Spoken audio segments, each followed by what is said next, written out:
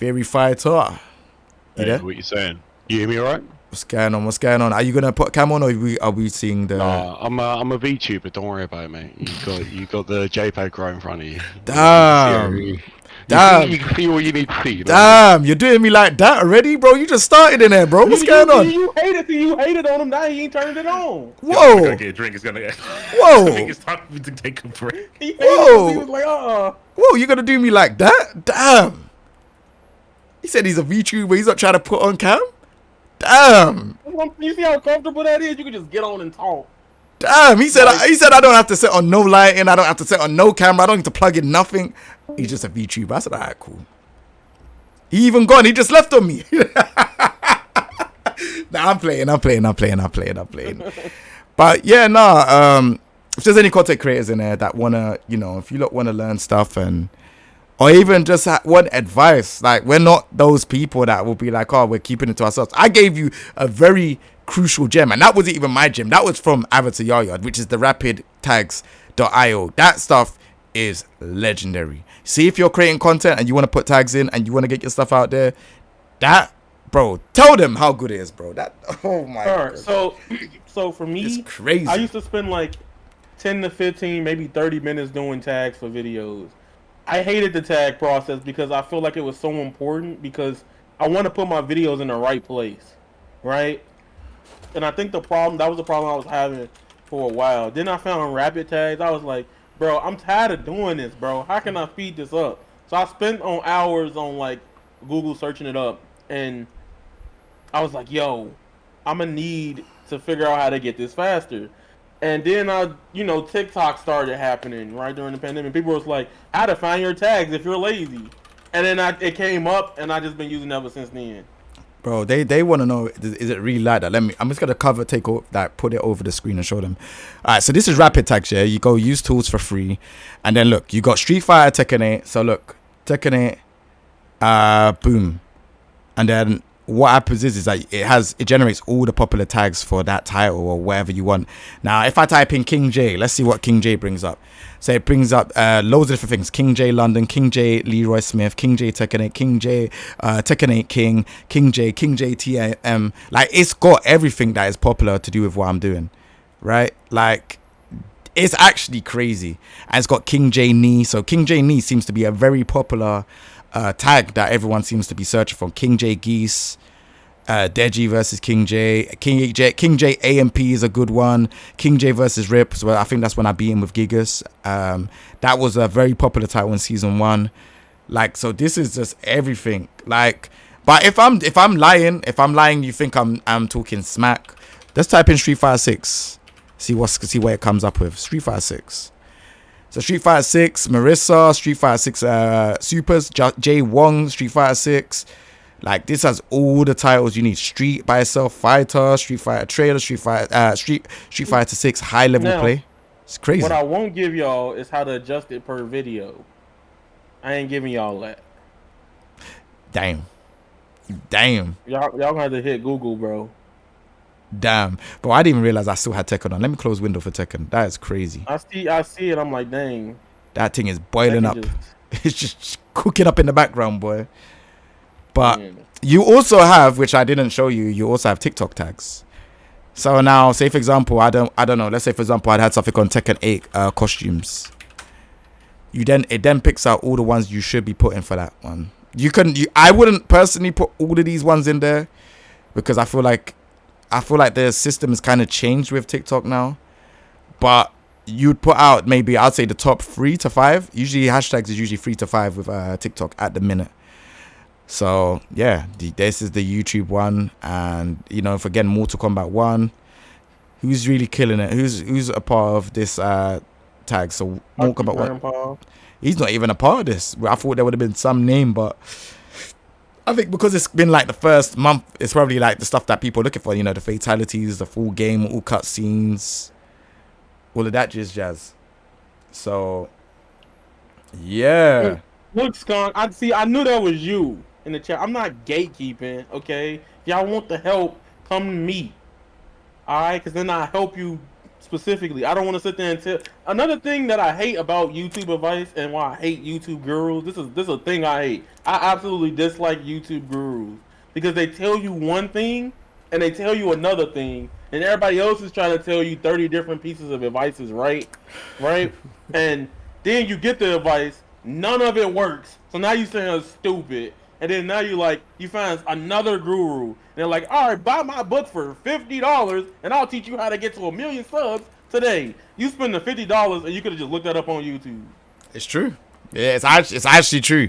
Like, if I never had that conversation with Avataryaya, I wouldn't have known about the rap attacks. So, again, I give credit where it's due. I was just like, damn, this is actually crazy.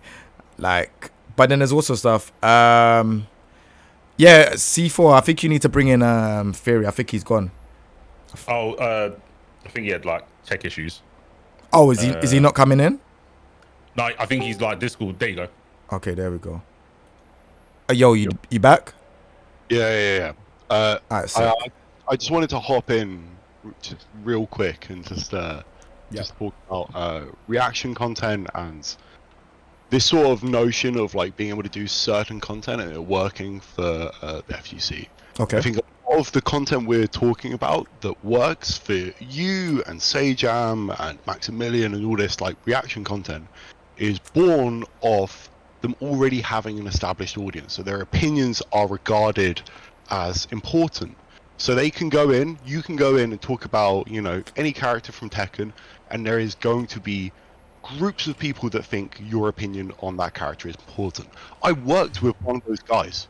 My last job, there was a guy talking about your videos in my team. It was mad. You're that guy. Like, you can do reaction videos and people will jump on.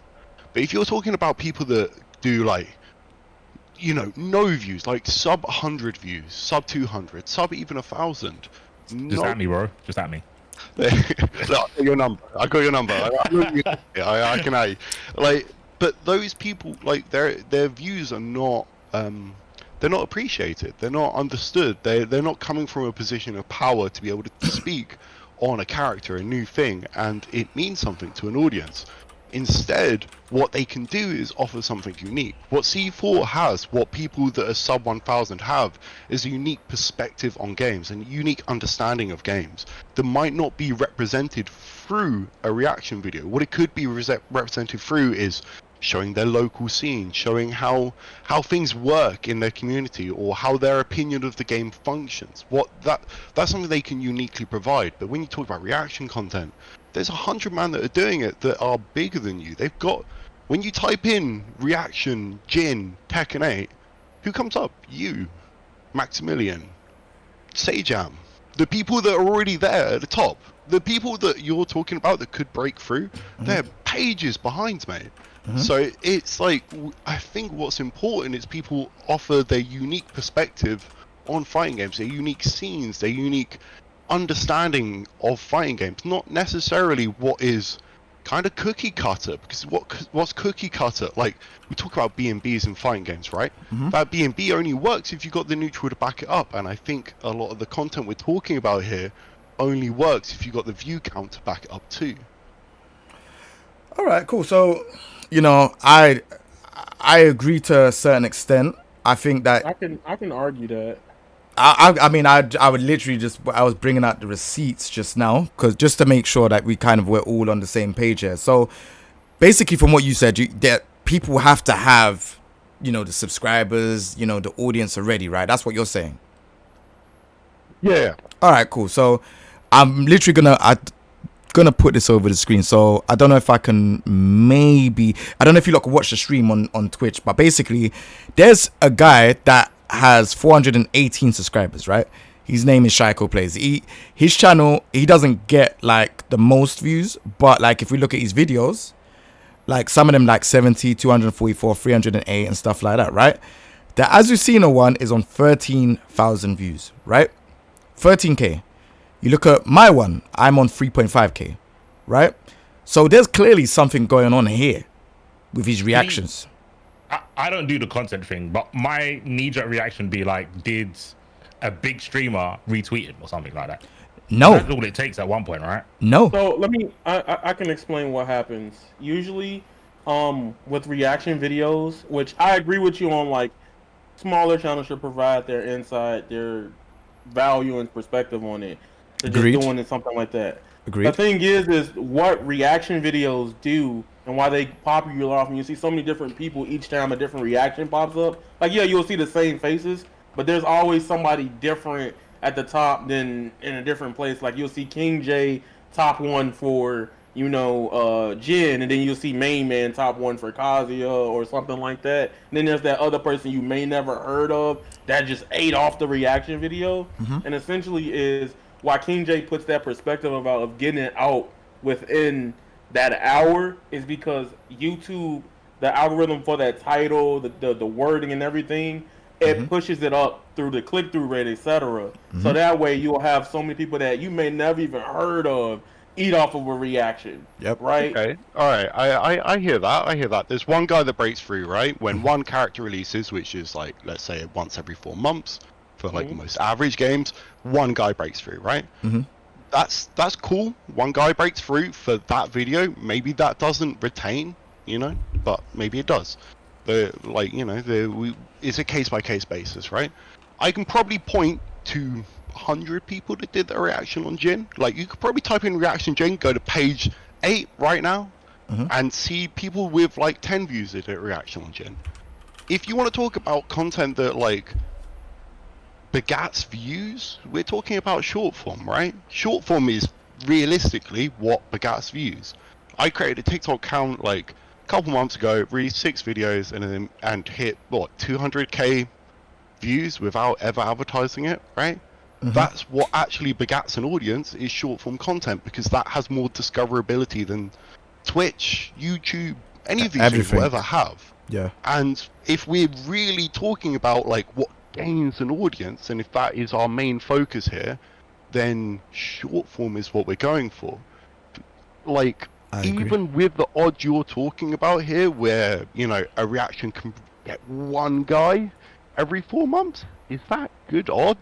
I wouldn't play those odds. If I'm in a fighting game and those are my odds on a mix, I'm not going for that mix, mate. I'm doing short form where I can hit every couple of days, and then maybe come out with something a bit big of audience, See, but you got to realize okay, let's YouTube's perspective. No, right? wait. I still want to hear him cook because it makes sense. No, go on. I want to hear more. Okay. Go on, Fury. Okay.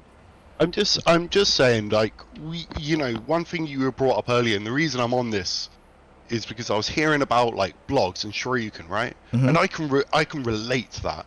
The whole reason I have an audience was like 10 years ago, I got reposted on Shoryuken posting Street Fighter 4 tech, and that eventually grew into this big thing, which is I think is half my doing, but mainly just luck, right?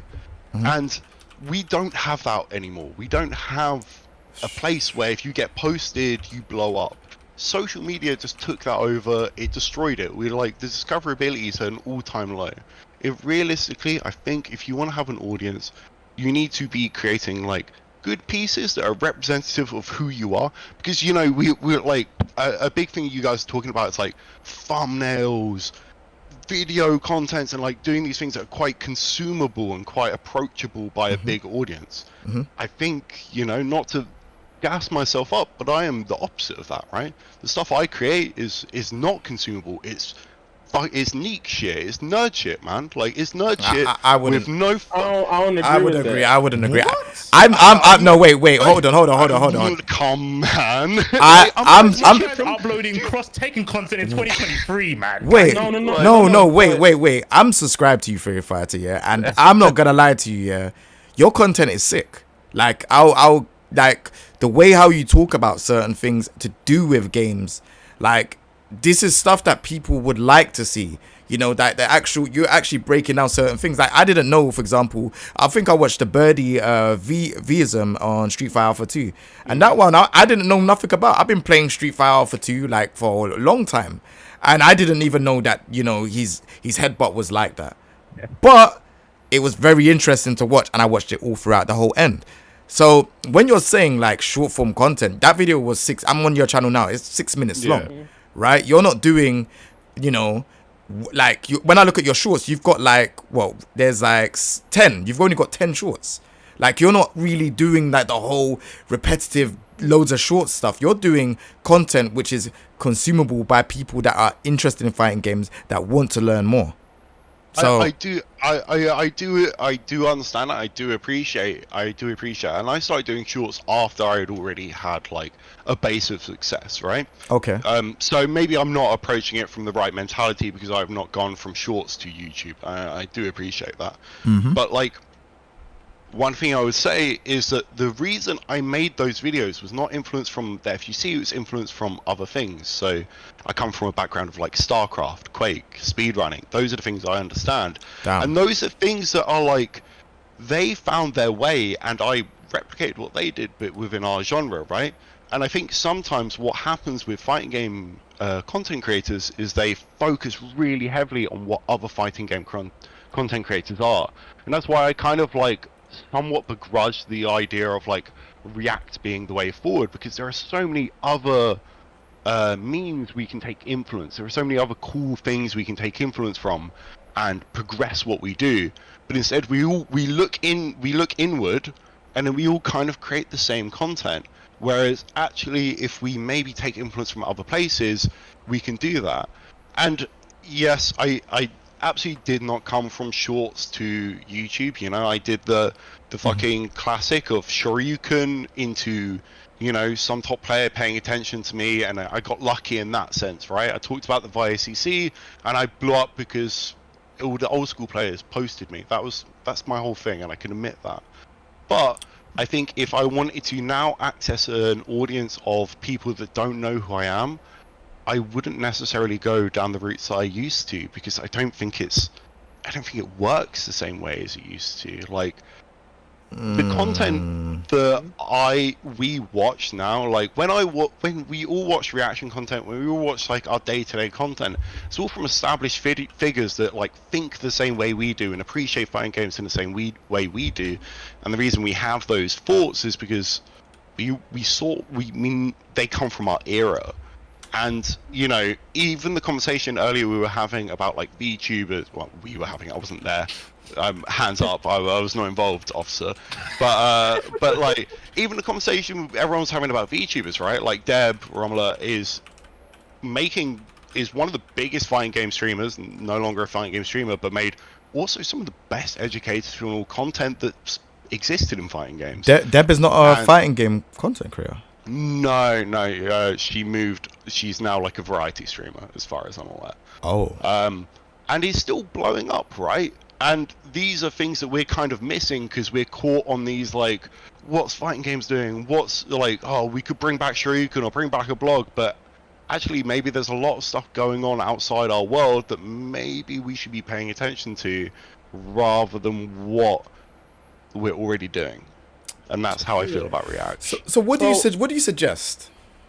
What do you suggest? Like, because you said that you feel like there might be stuff outside of like the game that we can do. Like, there's stuff that I feel like I've done, and there's something that I'm going to be doing in November. So this is exclusive for everyone. I wasn't going to say anything until when it happened, but I'm going to Thailand, and I'm going to be training with the guy that played Sagat in the Street Fighter movie. So I'm going to do a Muay Thai lesson and actually record it. That's hard. Like, that's so sick, man. Like, that's it, right? Fire. But I didn't know how it would be perceived. That's why I didn't say anything to no one. I was like, oh, you know what? When I go there, I'm just going to just do it, and I'll just throw it up. And if it works, it works. If it doesn't, it doesn't. But that's that saying, Kingjae turned into Harang. I'm watching.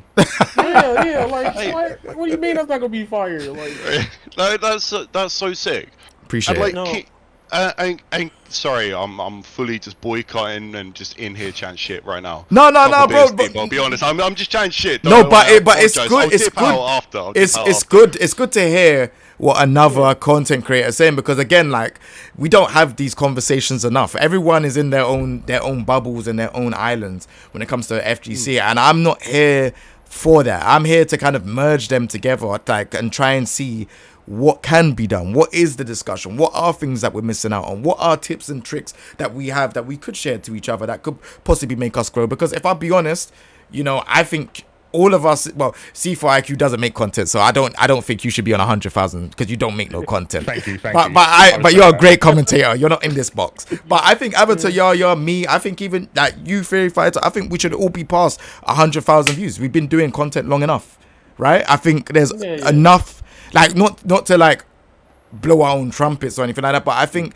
the way how we make content, we understand how it is. It's just that we're just not at that stage. And I feel like there's just not enough eyes on what we do. I think it's pretty niche. And I don't think there's a lot of us doing it, which is why I feel like there should be more people creating content. There should be more. I don't think it'll make it saturated. I think it will just make it feel like there's enough relevance on it. Because when I'm having meetings with different brands and stuff, they don't know about Street Fighter 6. They don't even know about Street Fighter 5 or 4. They will talk about Street Fighter 2. They don't know about Tekken 4, 5, Tag 2, 7, or even 8. They know about Tekken 3. There's just not enough eyes on this in the commercial world as well, right? If there's more people creating it and they search for, I don't know, let's say, for example, latest Tekken, there'll be a bunch of stuff. So there'll be a lot of eyes on it. But right now, there's people that do it. I get what you mean. I want to comment on two things before we go further. So I agree 100% with TheoryFighter how you perceive the content in space, because I'll be honest with you, reactions can be an easy way to get in the door. The truth about reactions, right, is that you can get those 10,000 views, but everybody's not subscribing, right? Like you can blow up, you can get the biggest reaction ever, and then not even see 10% of the subscribers base.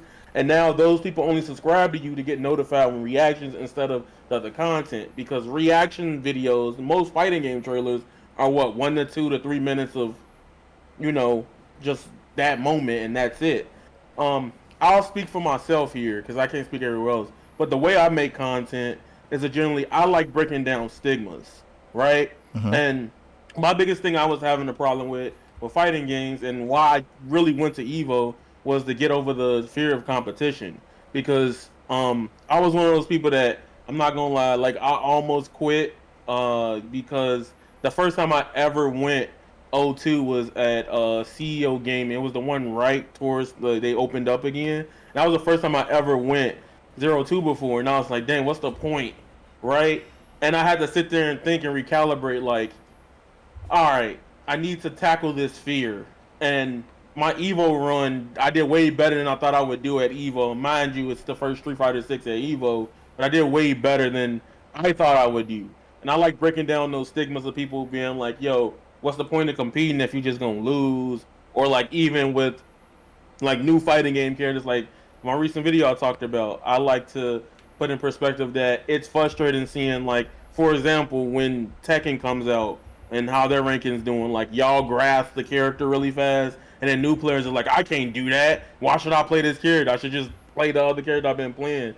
And like that's the big thing I like doing. I like showcasing myself in a way to where like everything is just not one way. There's multiple ways to learn, play, and overcome these issues.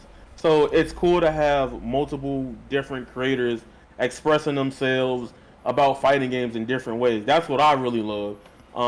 And I think that's very important. I think a lot of things is, not saying Kingjae's like that, but a lot of people, like in that tweet and replies, were like, I do this.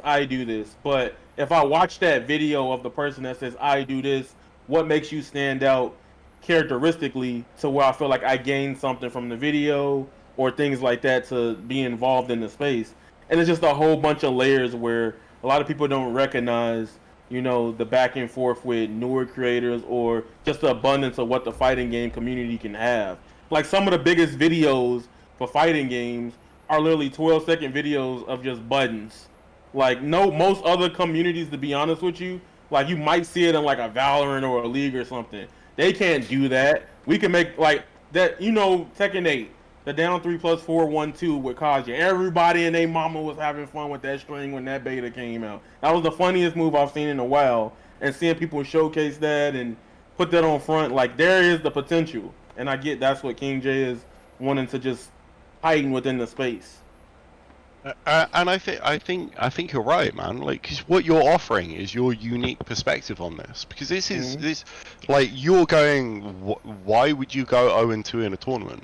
That's a sick idea of going like, what is the joy found in going 0-2? What is why would you go to a tournament to go 0-2? And there are so many things to offer. Like, okay, Kingjae, one of the things I think about a lot, right? Like, you came into the UK fighting game scene before me, but I was like 08, 07, right? So I've been about, right? And one thing that I get really sad about is that so little of our scene is documented, right? You can maybe find like a random Hajil video of like an SUB or whatever, like, you can find stuff, but you can't ever find the essence of what we had and what led to where we are now, which is like amazing players, amazing personalities, and a sick scene of like really cool people. And we none of this is documented, and this was unique to us. And this thought experiment that I run through quite a lot with my boy Oso is how do you make a local interesting? Because locals, right? Locals are subpar play. That's all they are. Locals are, do you want to watch this group of people play at a level that is probably not of the top country that is playing the game? How do you make that appealing, right? Genuinely. And the only answer is you show off what is that local? Who are the people that are there? What is the thing that makes you turn up to that local every week? And sure, maybe it's just grinding the game, but it's also like the personalities. It's the rivalries. It's everything. There is so much story. There's so much to be tapped into in this scene. Before we even get to like reactions, before we get to podcasts, before we get to any of this, there is so much in our scene that is completely untapped that kept us doing this for over a decade. We're in our 30s, bro, and we're still doing this. Why are we doing it? Why are we doing it? Are we doing it for numbers? No, we're not fucking doing it for numbers. We're doing it for numbers who play any other genre of game. Why do we do it? Like, we love the games, but we also love the people we play the games with, right? And if we were able to expose the world to those things, we would be doing so much better. Cross Counter did amazing because it showed what a genuine house session felt like at the time. It was two people playing games and chatting shit. And if we are able to represent anything in our local scenes to even like a 50% authenticity that had, we would be doing so much better. We have so many things that are untapped that it's a bit sad. And when we hear about like Yaya talking about like his experience going to tournaments, having those feelings of going 0-2, like, fuck, why am I here? And it's like, no, I'm here because I'm grinding the game, I'm learning the game, I'm meeting all these people, I'm learning, I'm having a good time with all these people. Half of going to tournaments is being in the hotel later and chatting shit with your boys, or going to the smoking area and chatting shit with your boys, and playing games and having rivalries within us. If I could give the best money match I've ever seen is C4 versus Unknown Man. And that money match was the worst quality of play I've ever seen in my life. Everyone in Meltdown was watching that money match. It was trash. C4 played horrendously. People were chatting relax, shit, bro. No, I was just biased, bro. My round has his hit. It was awful. It was awful. Like, Jammers nearly got kicked out of the venue because he was like, mate, I've gone to a lot of punk gigs in my life, and he was throwing arms around. He was creating pits in the fucking money match. He was mad, and that was the best thing I've ever seen. And why that's not recorded? That's lost to time, man. Like, I can talk about it in the group chat with the boys, but I can't really express that to the people. There are so many things that our scene create that are beautiful and unique that we don't show off, and instead we're trying to emulate what other people do. And that's why I think we need to kind of like be a bit introspective. What makes us special? What makes us unique? For me, it's talking about fucking old games in a nerdy way. Like, that for me was like, that was how I got into fighting games. It was being a fucking nerd about it. Like, don't worry about what everyone's doing. Why are you here? Show why you're here. Show us all what keeps you playing these games every day. Can I add on to that real quick? Because it kind of comes back to a reason why I kind of stuck around as well. I came around like cross Tekken time, so I went to like Hog and stuff. I kind of know that. That's how I met like Theory and Jammers. But I got in with Marvel, and I think when I tried to take myself back before I knew Frame Data and all that sort of stuff, before I got all like nerdy about stuff, what was enticing about fighting games to other games that I used to play, like SMUPs and puzzle games and whatnot and RPGs, but I remember the money matches, and I feel like Theory will tell you, when I played like money matches, it was all theater. I'm acting. I was giving people senju beams and stuff when I beat them. Like before Dragon Ball was released, I was doing stupid stuff like eating whole lettuces to put off my opponent. And when we have people like the Viscant versus Low Tier God, everyone knows that. I know we've been talking about like certain things that pop off in fighting games, but that transcends fighting games. Like you can talk to someone who's never touched a pad, and they've probably seen the talk, not the match, the talk with Viscant and Low Tier God. And I think when Fury was talking about the talking to each other and the smoking area and stuff, when you see the kind of weird personalities that we have interact, because we both have a love for fighting games or an ego to be good, when you see those things react, they're the things that I feel are the most important, like the USP for fighting game players. Obviously other games have it, like someone just said, like Tyler. Exactly, we've got 50 Tylers at a local. They might be whack at the game, but their expression after or prior to the match is the thing that I would say is the most important thing to get across to make people want to get in. It doesn't have to be like super toxic or anything like that. It's the passion for playing these games. Because when you think about Twitter and well, we don't even have a hub, but if you think about Twitter, anyone outside of fighting games thinks that all we do is complain. We don't like this, we don't like this mechanic, we don't know why we got this. If you see the conversation Foxy has with MK stands, I would be surprised why anyone would think, why would you even play this game outside of story mode? Why? If you hear the VCs, why would you play that? Why would you play that game online with mic'd up? Because all you're going to get is hurled abuse at you. Like, it doesn't make sense outside of fighting games. But because we're tiny bit sadistic as a fighting game player, we hear people get mad and it makes us happy. But most people aren't like that. So just sell the good part of fighting games, which is the personality clashes. It's gotten interesting, man. Like, I definitely agree that there's a lot of things that are not being documented about the scene. Because I've been in the scene from, like, I'd say 2008.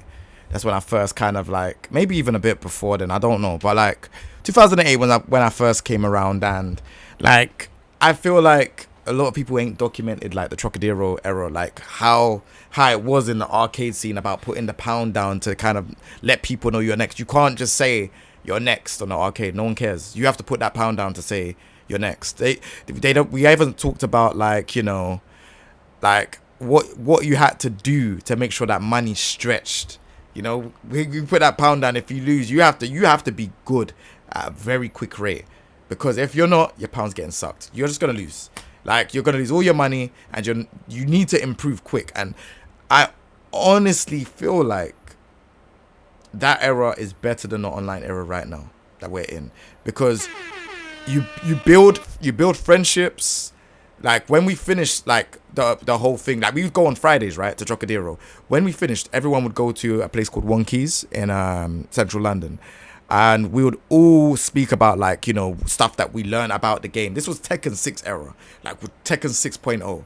We'll talk about all the stuff that we know about the game, certain things you can duck. Remember, there was no frame data at the time. We all had to go by what we learned from how we played from that £1. £1 was 1 credit at that time, right? This era now, we could play, you know, we could learn stuff. Everything is handed to us. There's no, that games are a lot easier now as well, right? So there's no sense of, gratification for when you have grinded that hard and be like, oh wow, I've done this, I've done that. Everything is easier. Like, Tekken 8 is a lot easier than Tekken 7 at the minute. Like, in terms of execution and stuff so far with all the characters that are in the game. All of the hard characters in Tekken 7 are not in Tekken 8. So, like, so far we know that from what we know, Eddie's not in the game yet. Lei's not in the game yet. Like, maybe the hardest characters that they've announced is Harung and Steve. But everyone else is pretty much easy. You could pick them up if you learn Tekken in a day or so, right? So I generally feel like the online era is just easy. Everything is easy, and it's like I don't know. I feel like it's good for people that are, like, you know, antisocial and don't want to build friendships. But I felt like I met some of the coolest people in the world from just going to the arcade, man. I'm not gonna lie to you. I would go. I'm going. Yeah. All right, so can I talk about that, because I agree, and I think I've came to this realization that this recent Evo. So we were in a hotel, and if you know who Shinkenzo is, shout out him. He sparked something in me that tilted me at the same time. So I was fighting the homie we was practicing, you know, the night before bracket, and I was beating my homie. He played Jamie and I'm Cammy, right? And Kev, out of nowhere, he looked at me. He's like, watch this, and he whispered in his ear something.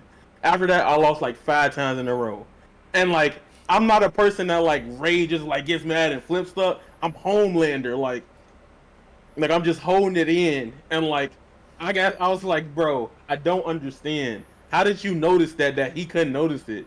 He's like, hey man, I'm an OG, and I was just like, what does that? And, but it just made me put like, it makes me see y'all work ethic, because I've been playing fighting games like casually forever, and the first time I went to like an actual like major of anything was 2018.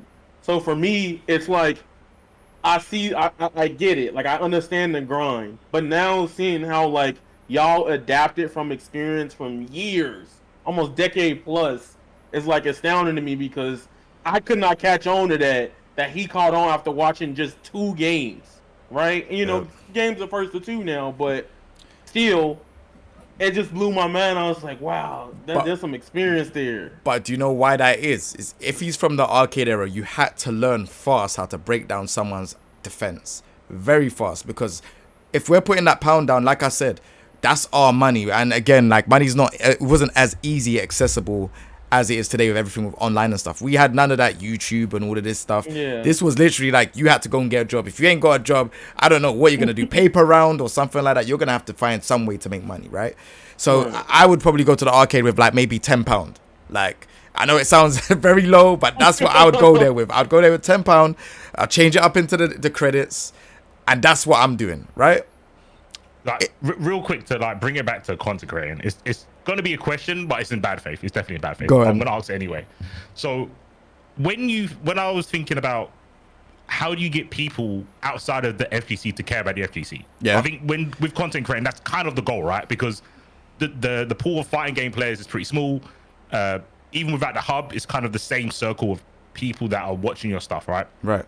So you need to like expand, right? And the old expansion thing is, how do you get other people outside of fighting games to care about fighting games? I would probably, if I was doing this on Twitter, I would probably say non-fighting game players don't want to see fighting games. They want to see the drama behind it. And I would back this up by saying, who won Evo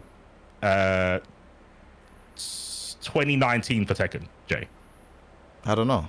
I can't remember. That's my point. But do you know who said pick a top tier? Oh, yeah. There you go. Like the play, the match, that's all good for us. But if you don't know frame down, if you don't know the player behind it, who really cares outside the FGC? That's kind of rough. I'm not gonna disagree, because my main focus ain't FGC anymore. But that's probably why I don't pay attention to who wins at like. But I would have to Google that, which is kind of crazy, because I'm actually in the scene, but I'm not in the scene, if that makes sense. No, I think it's fair. Like, I wasn't trying to put you on the spot. That's why I was picking like some obscure year. Like, I couldn't tell you all the Guilty Gear Xrd winners of Evo. I'd have to look it up and go, oh yeah, I remember seeing that now. But when I hear things about Mentos, I know that's Rico. Straight up. I know that's Rico Suave. I know that. I know Chris Hugh. I can't remember a match of Chris Hugh. I just remember him singing Fire to the Rain on comms. I remember that. And if you've seen it, you would also never forget that. And I feel that is translatable to people outside FGC. But like you're saying, you don't just focus on fighting games. But I don't know if Yaya and Theory agree. Like, more about the individuals than the footage for outside of fighting games. So so for me personally, I make fighting game content for people that ain't really into the fighting game space a lot of the times, because I know that's what gets people to watch it. Yeah, right. The pros are not going to be watching the content. It's the casual. Right. But yeah, go on. Right. So for me, like, I care. Like, I'll like for my content, I'm like, all right, I'll say it generally, because I want people to know that I'm talking about something that anybody can enjoy. My whole thing, and you kind of just evolved my whole mission with content creation. But I know my goal going forward is that I just want to show people why these games are dope, from the minute to the biggest scale.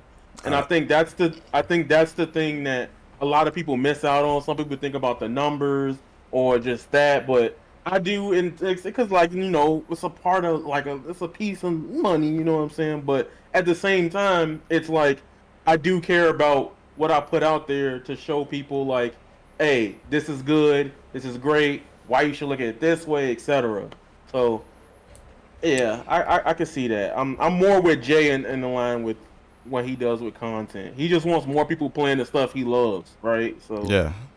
Like that's the only thing. Like just a quick one, because I want to hear what Theory's saying as well. Just a quick one is that the reason I do content isn't like because I want to make money out of this, and that's the only thing. The whole reason I do content creation is because I love fighting games, and it's a passion. And I feel like when I was like younger, before the arcade scene, before my friend told me about the arcade scene and Trocadero and all that stuff, I was playing like Tekken with my friends. We was putting money together. We'll be trash talking, and like it was so funny, but no one recorded it. Like that is just a distant memory to everyone that was there. Like we had the most funniest things. Like there's times when I said that someone couldn't even do a 2-hit combo, and then everyone else was laughing in the room. Like it's all a distant memory. You lot don't see it, so there's nothing for you lot to laugh about. There's with us. But then when I was going to the arcade scene, and I was seeing like in Good Street, but Good Street doesn't even exist. Yeah. It's Casino's gone, innit? Casino's gone, bro. Like Casino's gone, Trocadero's gone. They're all gone. It's like a martial arts thing down there. Like it was next to CEX. Man would get KFC afterwards, bro. It's such like, bro, the memories, they're so close to my heart, bro. Because that's where we used to be every Friday. If it wasn't Trocadero, it was Casino. Like it was one of the two, bro. And it's like, I would love for people to like that. When people were playing in the arcades, we would do the same thing, but we was trash talking, and it was amongst a bigger crowd now. This is people that can actually play. They can actually do combos. They can actually, go to tournaments and do something. So it was just, this is on a bigger scale now, but then there was no cameras around. There was no phones. There was no, like, I bought a camera secondhand just because I was in love with it. Like, it was just amazing to see everyone play these games at high level. And again, no one was filming it apart from me. I have a channel that's like over 10 years old on YouTube right now with old footage of Casino, right? Like of people playing, not even me, it's of other people playing, because I was a fan of this whole scene. And then on top of it now, I then started to wanting to learn and get better, and I just wanted people to I wanted to share my experience with people that, love these games, and maybe for people that don't even love the game but they want to learn. Do you know what I mean? And that's why I started doing guides. That's why I started streaming. That's why all of these things started happening. And then, now that I'm traveling overseas and stuff, I'm now showing different like sides of things. Like, how is the scene over here when I'm going to this tournament in Philippines? Or how is it when I'm going to Saudi Arabia? Or how is it when I'm going to Greece? Like, you're seeing different sides of, how it is to actually go into a competition overseas.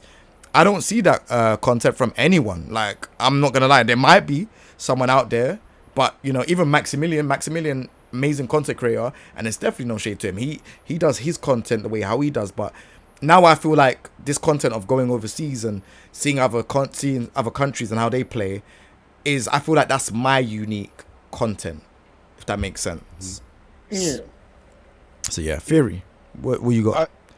I was just thinking, like, because there's like 3 of us in here that got in it like a while ago. We've all experienced like arcade culture, right? Like even C4 was in at the end of what an arcade was, having a local place you go to every week. You play some fucking games and you chill out.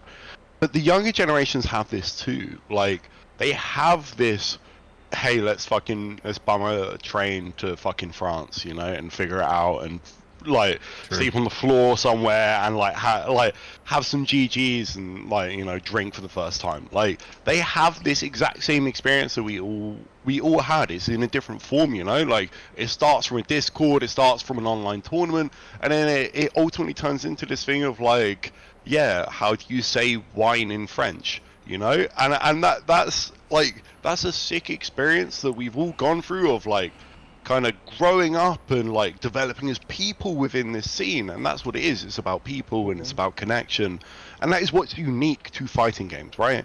So before fighting games, I played Counter-Strike, I played Quake, and I played team games mainly.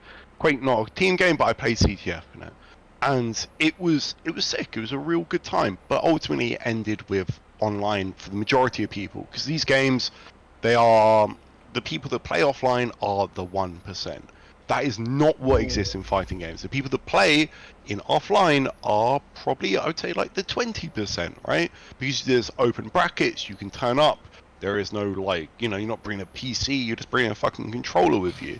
And so we have these experiences where we pile into cars and we go to tournaments across the world. We go to different countries for the first time with your boys that are, you know, maybe down the road or maybe a train ride away. And these are experiences that are so fucking unique to fighting games. No other game has this. We have to appreciate that. Even if arcades are dead, offline, let's call it dead. Locals are dead, right? Let's say that. Majors are not. Tournaments are not.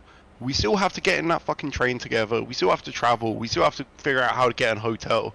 And that's like some really cool stuff that is unique to us and that is like, it's really special, man. And the more of it that goes undocumented, the more unrelatable our genre becomes. Because I can only speak for myself, you know, and I would have stopped playing fighting games probably about maybe 10 years ago if I hadn't met like some of my closest friends through this genre, you know.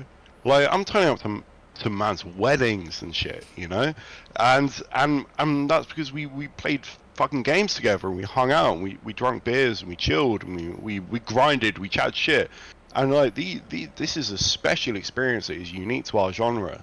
This doesn't come anywhere else, and you know, we speak about the past, we speak about what it used to be, and going, you know, like the amount of times I've gone through like a train to Wimbledon and bought like a £1 pizza slice because I won a tournament, like I couldn't count on two hands, man. Like that was like my 20s, you know, that was a good time. But now that still exists now. This is not a boom of thought. This is us. This is fighting games. I just want to. I just want to say shout out to Wimbledon and Bental Centre as well. But yeah, continue on. No, absolutely. That needs a shout out. It definitely does. So I was going to ask, how do we get people? Because we might be all biased, like people in the chat and us four here. Like, all those stories sound cool because it's not a top player story. Like, I feel the top players doing that, it's only as interesting before they get to a top player. It's the journey to becoming the Yipes. Like, Yipes' stories are cool in the beginning because he was either unknown or he was trying to get to the top in Marvel, for example, right? But the whole like traveling with a group of friends and stuff, that tends to most of the time be like you were saying earlier, mid-level play. It's not top level play, it's local play. How do you get people outside of the FGC to care about that in the first place? That's what I would ask, because I don't know. Yeah. I have a way. All right, go. Well, I think the big thing is trying to relate it to already things that are happening in the world. And now that's a hard thing to do, depending on how you make content. But I know in certain ways, relating things to just general emotions or feelings and expressing that to people that don't care about, you know, fighting games, or even the percentage of people that only care about the pro level play.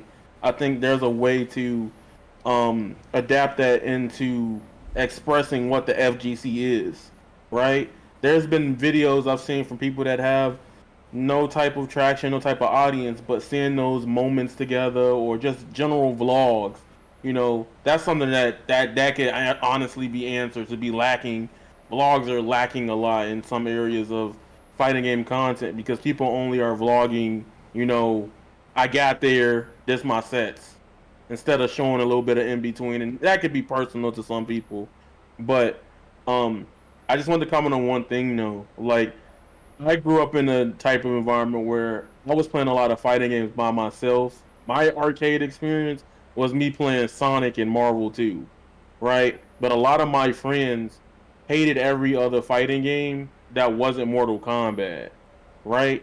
I did not learn about like heavy fighting games really until I saw that Ultimate Marvel's Capcom, or it was probably just General Marvel 3 with the Justin Wong comeback, right? And that was the moment. That was that specific day. I watched that grand finals and I was like, I think I'm here forever because now I know that it came out to a lot of stuff, and then it started trickling down to seeing pick a top tier or the Evil Woman number 37. I started seeing all that stuff, and I think making content more relatable not only to just fighting game players but to life in general can go a long way.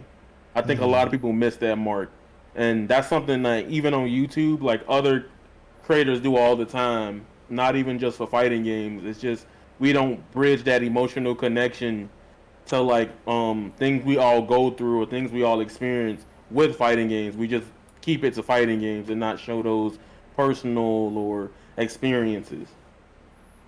No, it's interesting. It's interesting. It's interesting. What was you gonna say, Fury? I was just saying, like, I agree with you, man. It has to be authentic. That's the only thing we can offer. We do not have the money, we do not have the production to show anything that isn't authentic. Because ultimately, we will always pale in comparison to any esports representation of like what competitive gaming is. But what we have is we have this origin, right, in the UK specifically, of fighting games being played in chip shops. Like arcades used to be in a place where you would buy fries, right? You buy fries, you buy battered Code fish. switching. I'm fully code switching, right? And that was like that's fighting game origins in the UK. Is you go to a fry shop, you maybe get some fish, or maybe you don't, and then you play in that with those people that are in that room, right? That's our origins, you know. 1000%. And that's, you know, we talk about being relatable. Fighting games are relatable so much more than compared to everyone else. Like getting sponsored before you can go to a tournament. That's what other games do. We do not do that. You turn up and you play, and you you go 0-2 and you go home, or you go back to the hotel and you chat some shit with some French guys, and you have a good fucking night. You know, like that's our shit, and like it is still a small percentage of people that do that, and there is definitely a case of how do we translate people from the online experience to the offline experience. That's definitely a conversation to be had, and I'm hoping, you know, with a more sort of like agreeable environments, the environments aren't as intense as they used to be, and people are nice, and you can have a good time. You can join a fucking group chat after your local and stuff like that. I think we're pushing towards these things. Ultimately, we are the smallest genre of games, you know, and we do need to understand that, and we do understand the limitations of that. Making it appeal to other people outside of our genres is kind of showing off what makes us special, you know. You know what? Yeah. On that note, I think we're gonna have one more question that I wanted to give to you lot, and then we're gonna probably wrap it up, because I ain't gonna lie, there's just so much gems and so much interesting things that's going on in there that we could be here for the whole night. Do you know what I'm saying? There's so much. Like, I also want to do another one in the future. I don't know if the chat wants to see another one of this, but if they do, that would be great. But I want to do another one just talking about just certain gems that we've found out through just a lot of things, you know, like even if it's like down to even commentary. I don't know what the gems are. Like I want to learn how to do commentary, so I would love to know what type of gems DM, you've bro. DM. Yeah, we're gonna do another one of this. I think there definitely needs to be another one, but I also want to talk about gems that I know from obviously just streaming and YouTube, and obviously I would love to hear Theory, your side of things, and Avataryaya at some point. Maybe we could do like an even bigger one where there's like a couple people and we just kind of just talk about it, because again, there is no one really bringing everyone together, and if I can be that person that can bring everyone together, from whether you're in America or whether you're from like, you know, just the UK or somewhere else, I don't mind being that person, because I really do enjoy having these conversations. I don't have to. It just means I can be a bit lazy and not play the game. I could just have a conversation. I'm not gonna lie to you. I've said this to a couple of people. It took me a couple of years to realize that the most fun part about going to a local is actually not playing the game. It's talking about the game or the theory behind it and stuff like that. Honestly, and it took me ages to realize that. I think it took me when I started commentating. I was like, oh, I'm not playing games, but I still like going to these places. It's like, why? It's because of conversations before and after. I can tell you that. I can tell you this from experience. Like, I went to one of the first Smash. Look, this was Smash 4, right? And you know, I was getting close with a lot of people there, but they saw me play with the GameCube controller, and they were like, "Wait, you have tap jump on?" And I'm like, "Yeah." And they started laughing. I was like, "What's wrong with tap jump?" He's like, "Bro, you're not gonna survive here playing tap jump, right? You ain't got it like that." So after that, I was like, "Okay, what's wrong with tap jump?" And then we went like hours on end explaining like the different implications of like who does tap jump with what, why Pikachu is better at it and not, and it just opened my eyes up to the game to another layer, and it just grew my love for the game and that scene at the time. And I think that's just remember, man. That's just beautiful with fighting games, you know. I think it may be different for y'all, like in the UK, pretty much, but in a lot of situations in the US, a lot of locals are like an hour or two away, or they're on like the worst day of the week, you know, sometimes, and that could be very off-putting for some people. Like, why you got a local on a Monday night, bro? People gotta work the next morning, bro. Like, you know, and that's the time they can set it up, which I can't hate on them for it, but it's just weird. Like, you would think, all right, local, the most popular day people don't work on is the weekend. Let's do it that day. Now let's do it on a Thursday. Do you know what? Yeah.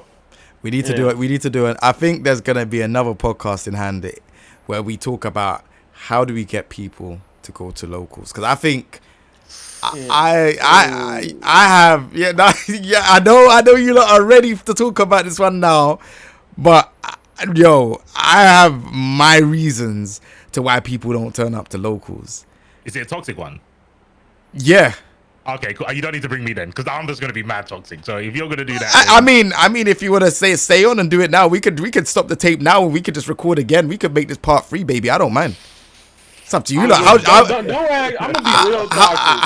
How are you lot for time? Theory, how are you lot for time? I know you've had a few beers, but No, I am not good for time. That's right. mate, that's a full-time job of a conversation. I got work tomorrow, mate. I got work, I got gym, I got things to do. I'm not here about. I got gym as well, and then bro, I'm trying to gym at least one latest, bro. But I really wanted to. I'm just like. I'm free, bro. Just let me go get another drink. I'm down, bro. Like, just I can get water, and I'll be cool. All right, cool. I'm gonna stop the tape there, and I'm gonna record. I'm gonna get my water, and then we're gonna start again, bro. Because I'm ready for this one. All right, thank you for coming through. I'm a big fanboy, so I'm just gonna tell you right now. I got to say that today. That's all I have to say. Take it easy, guys. All right, take it easy, man. Peace, man. Safe.